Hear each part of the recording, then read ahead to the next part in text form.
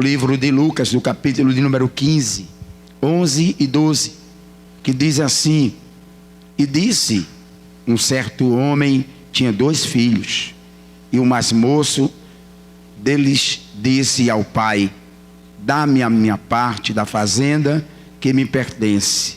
E ele repartiu por eles a fazenda. Querido Deus, ó Pai Santo, nós te louvamos, Senhor. Nós te agradecemos, meu Deus, por esta tarde maravilhosa. Te louvamos, ó Deus, porque aprove a Ti nos reunir nesta tarde, já início de noite, ó Pai. Senhor, fala conosco, fala com a Tua igreja, fala para a minha pessoa, meu Pai. Quero, Senhor, chegar diante de Ti como Teu servo, Senhor, carente de Tua misericórdia. Ó Pai, fala com cada família nesta noite, na Tua casa, Senhor, para que nós possamos, meu Deus, sair daqui de uma forma diferente da forma que chegamos. Nós Te pedimos isso, ó Pai, Te agradecemos no nome santo de Jesus. E a igreja diz: amém. Irmãos, palavra de Deus, nesta parábola nós estamos aqui passando por uma situação, hoje, nos dias, na realidade de hoje, nós estamos vivendo essa situação, quando em muitas famílias existem muitos conflitos no meio da família. O inimigo, ele é astuto, e como a família é o plano, é o projeto de Deus, é a primeira coisa que o inimigo quer atacar. Nós estamos vivendo isso a cada dia. E aqui nessa parábola, irmãos, nós aprendemos de que o texto, a história fala de um pai que tinha 2 filhos. O texto não relata a esposa, mas era uma família. Tinha um pai, existia 2 filhos, e um dos seus filhos, o mais novo, ele decidiu sair de casa. Ele decidiu conhecer o mundo lá fora. Algo que veio em sua mente, como não é diferente dos dias de hoje. Tem uma família, geralmente tem vários filhos, e tem um que às vezes é diferente de um outro. Às vezes tem um que ele quer levar um pensamento, algo que vem em sua mente, ele quer desfrutar de alguma coisa diferente da casa do pai, diferente da casa onde ele mora. E trazendo, irmãos, para os dias de hoje, na igreja do Senhor, muitas vezes acontece isso. Temos a família, e às vezes um filho que ele está na casa do pai, que ele se desfruta daquilo que é do melhor na casa do pai, vem algo em sua mente que é claro, que é algo diabólico, que quer afastar, que ele quer sair para conhecer o mundo lá fora.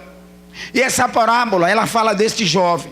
O jovem mais novo teve em sua mente o desejo de conhecer o mundo lá fora, de ver as coisas como era lá fora. E eu oro a Deus que na casa do Senhor, os jovens de hoje nunca venham ter um pensamento desse, de conhecer o mundo lá fora. Esse jovem, nós vemos no texto, que já começa uma coisa errada. Aquele jovem, ele já vai para o seu pai e pede a herança. A herança que só pode ser repassada para os filhos é com a morte dos pais.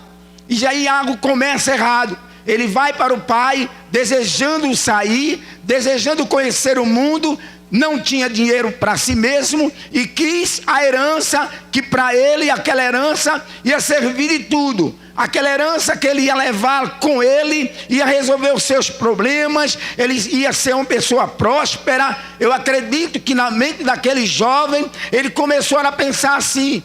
O pai, para não entrar em contenda, para não entrar em nenhuma situação com a família, com seus filhos, o pai resolveu dividir a herança e entregou para aquele filho mais novo a parte que lhe era dele. E a parábola diz, irmãos, que aquele jovem, ele vai embora. Quando ele sai de casa, eu creio que ele sai um jovem que todo mundo olhava para ele, todo mundo se admirava com ele, porque ele era um jovem rico. Ele vivia em uma fazenda com tudo que as pessoas materialmente desejam. Ele tinha em suas mãos. Ele saiu de casa bonito, bem arrumado, bem organizado, bem alimentado, porque é assim quem está na casa do pai. Você está na casa do pai, diga amém. se alegra, irmãos, na casa do pai. E aquele jovem, ele sai e ele pega a sua herança. A parábola diz que ele vai para um lugar longe. Ele vai determinado para viver uma vida dissoluta, uma vida diferente da vida de quem vivia na casa do pai. E quando ele chega, irmãos, naquela cidade longe, é lógico que com dinheiro no bolso, bem arrumado, bem organizado, bem bonito, lhe apareceu muitos amigos. E é assim no dia de hoje. Olharam para aquele jovem, imediato pensaram: esse jovem tem dinheiro, esse jovem ele tem muitas finanças. E se apoderaram ali, muitas pessoas se agregaram a ele e começaram a sair as noitadas, as farras. É assim no dia de hoje. Todo mundo era seu amigo, mas chegou um determinado momento onde o dinheiro se acabou, onde tudo que ele tinha foi embora. O dinheiro desceu como água no ralo, e aquele jovem agora estava sozinho, sem dinheiro. Aí, irmãos, eu fico me lembrando de mim, porque todos os momentos quando eu olho para essa parábola, eu não deixo de lembrar de minha pessoa. E aquele jovem, sem dinheiro, sem ninguém, desapareceu todos os amigos que ele tinha. Ele não tinha mais nada o que fazer. Ele vai procurar um emprego, ele vai procurar algo a fazer para se sustentar. Mas não havia emprego. Disse, naquele lugar houve uma grande fome. Como existe hoje aqui, a tempestade assolou aquele lugar. E o texto diz, a parábola diz, irmãos, que ninguém dava nada àquele jovem. E o que ele encontrou para fazer, o emprego que ele conseguiu, foi apacentar porcos, viver no meio dos porcos.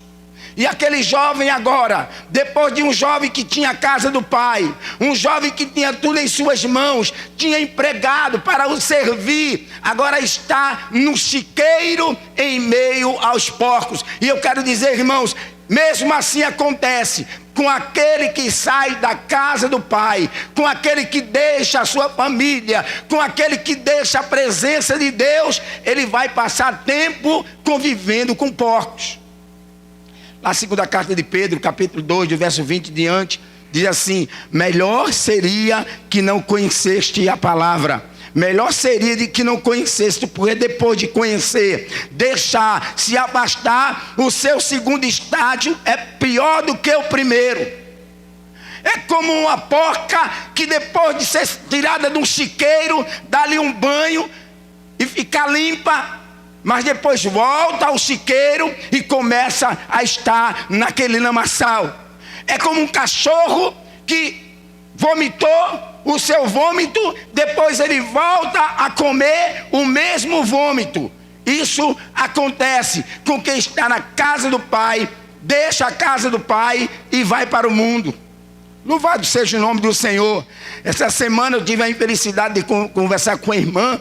Ela chegou para mim e disse: eu vou deixar Jesus, eu vou me afastar, porque eu não aguento mais. Eu tenho orado, eu tenho pedido e nada ainda aconteceu. Aí eu disse para ele: e a senhora vai encontrar o quê longe de Jesus? O que é que a senhora vai encontrar longe de Jesus? O inimigo que vai lhe levar cada vez mais para um abismo. Jesus, ele está vivo. Jesus, ele ouve o meu e o teu clamor. Eu disse para aquela mulher: mulher, pense, porque a senhora está ainda viva, porque o Senhor permite. A senhora está respirando, porque o Senhor permite. Muitas vezes Deus permite que nós passamos por alguma situação para a gente conhecer a Ele, porque Deus conhece a todos nós. Não é nada sobrenatural Deus conhecer todos nós, porque Ele é Deus. Mas você conhece a Deus? Você conhece ao Pai? Eu comecei a conversar com aquela mulher, ela começou a chorar. Enfim, graças a Deus, o Senhor pôs a mão e ela continua servindo ao Senhor.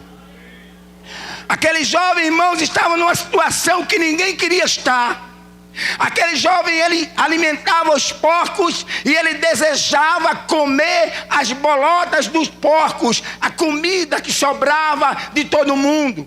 E no meio daquela situação, irmãos, eu quero dizer uma coisa: muitas vezes nós permitimos que chegamos a uma situação como a daquele jovem. Mas é preciso, nós temos, irmãos, uma oração preventiva. Devemos orar, dizer: Senhor, não permita que eu chegue no lugar, numa situação como essa.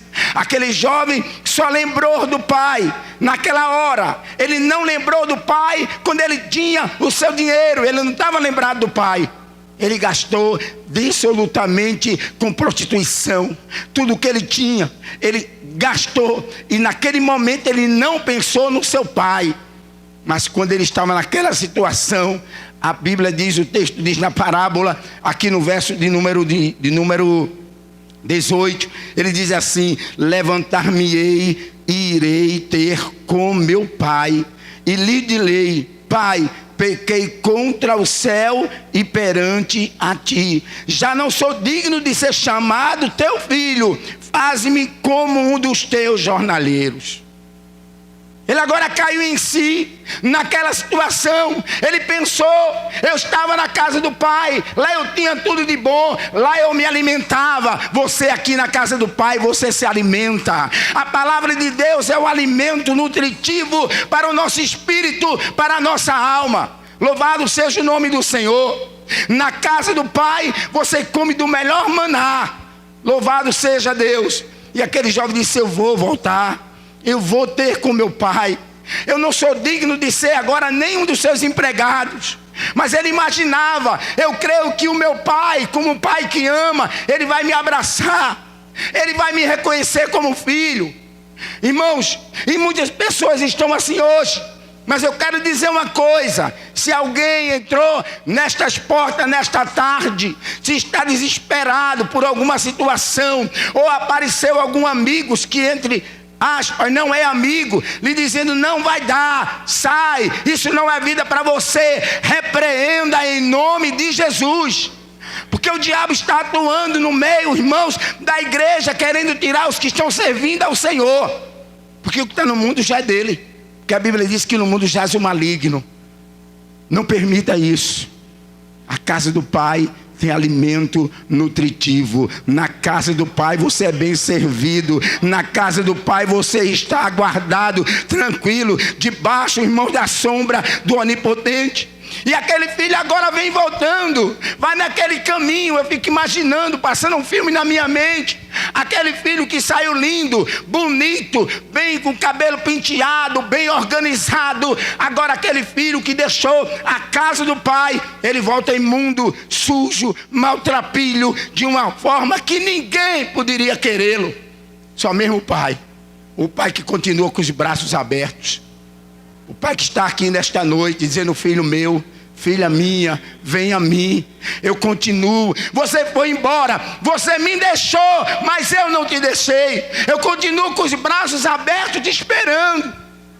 Irmão, fica imaginando aquele cenário, aquele filho voltando, maltrapilho, cheirando mal, sem sandália nos pés, sem nada, humilhado ao pai.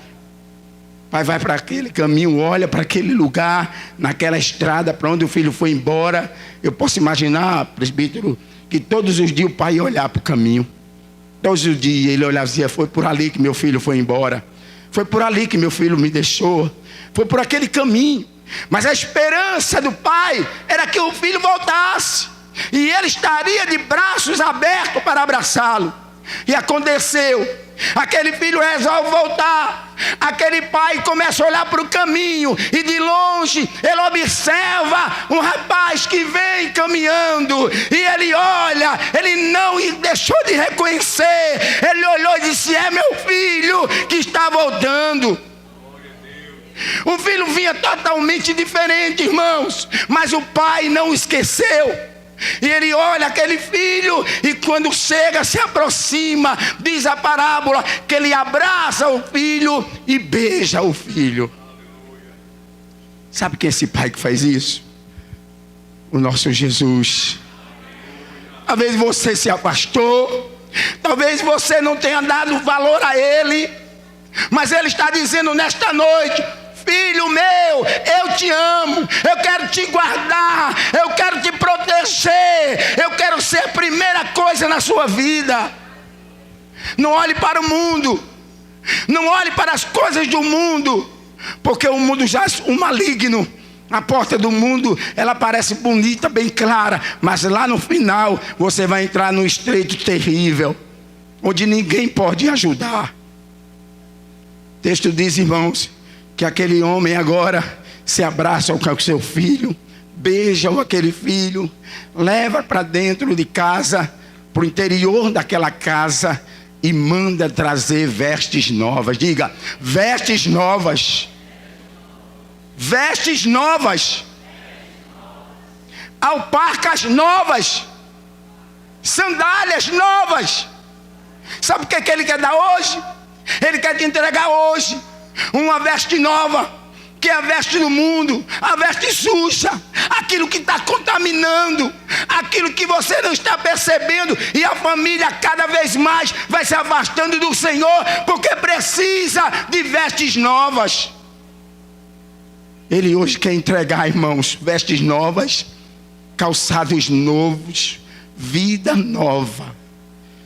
Ele vai, pede que mata o melhor bezerro cevado, fazer uma festa maravilhosa.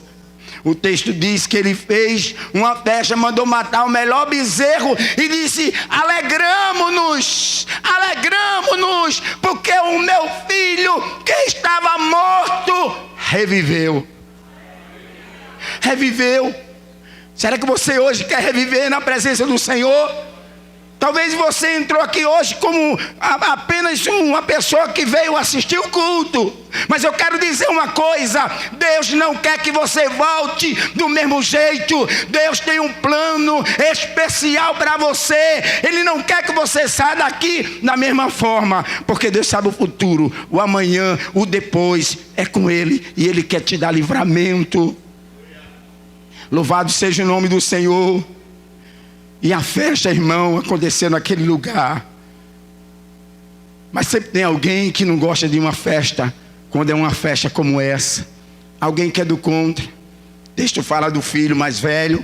Ele chega lá, e quando escuta aquele barulho, ele chega para um dos funcionários e diz, o que está acontecendo aqui em casa? Aí o funcionário diz assim, é o teu irmão que foi embora, mas o teu irmão voltou, e o teu pai está fazendo uma festa para ele. E aquele filho, ele se revolta. Ele chega para o pai, entra lá e diz, mas meu pai, quanto tempo eu estou aqui? Quanto tempo estou contigo? Nunca saí daqui, nunca te deixei, e o Senhor nunca me deu nem um cabrito para eu matar e comer com meus amigos.